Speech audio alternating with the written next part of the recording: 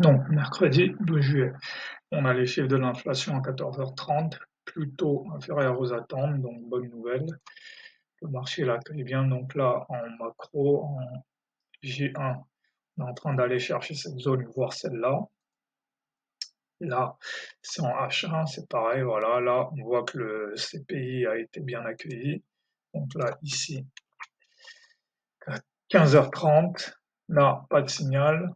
Là, je peux considérer que c'est un signal parce qu'on fait quand même un nouveau plus haut. Là, pareil, ça c'est un signal. Là, stagne un peu, on n'est pas convergent, donc là, il vaut mieux pas être agressif. Là, pareil, on n'est pas convergent, ça stagne, vaut mieux pas être agressif. Et là, j'ai ce réversal. En fait, ce que j'aurais dû constater, c'est qu'en fait, le CPI, voilà, le CPI, depuis quelques mois déjà, en fait, c'est plutôt des, c'est plutôt un setup de range en fait. C'est un truc que j'avais pas vu, mais depuis quelques mois, ça évolue en fait. Le CPI habituellement c'était une surprise, mais là on voit c'est un range, ici c'est un range, ici c'est un range, ici c'est un range, ici c'était un range.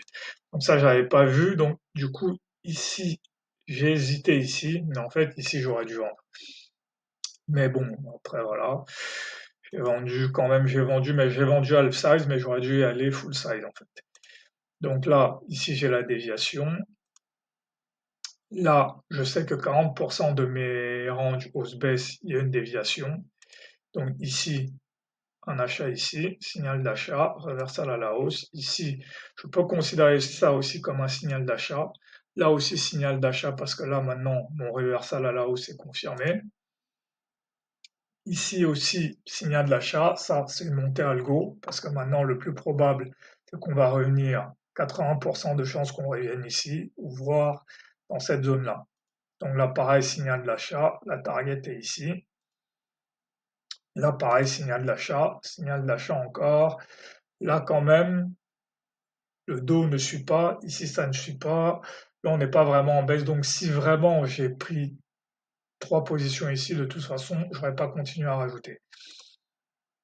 Donc voilà, là, pareil, j'aurais pu acheter ici et me dire qu'on allait revenir là parce que là, j'avais de quoi placer un RR de 1 en half size.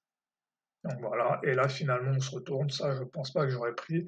Si j'avais réussi à rentrer là et là, c'était pas utile de prendre là. Donc voilà, et là on termine la journée. Donc là, voilà les différents setups. Ici au début, ici les deux setups les plus simples, c'était vraiment celui-là, où là je me suis auto-shieldé pour rien, alors que là c'était assez clair, là voilà. On avale les deux bougies, on avale cette clôture, donc j'aurais dû vendre. Et même ici, j'aurais pu continuer à vendre ici. Ici, j'ai ce reversal ici, donc j'aurais pu acheter ici, acheter ici, acheter ici, jusqu'au minimum, le retracement à la hausse de 50%. Donc c'était une journée assez simple, mais il fallait avoir en tête que le CPI maintenant n'a plus d'effet de surprise et que ça produit principalement des ranges.